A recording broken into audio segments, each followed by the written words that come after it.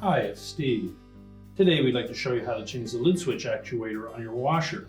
It's a really easy job. Let me show you how we do it. Now, to do this repair, we simply need to open the lid up completely, and then we'll remove that single Phillips head screw that secures the lid switch actuator to the lid.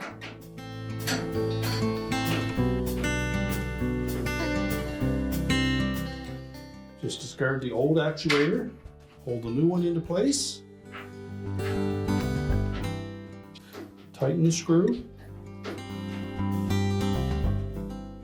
Just tighten it securely, but don't over tighten it so that you don't damage the porcelain finish on the lid.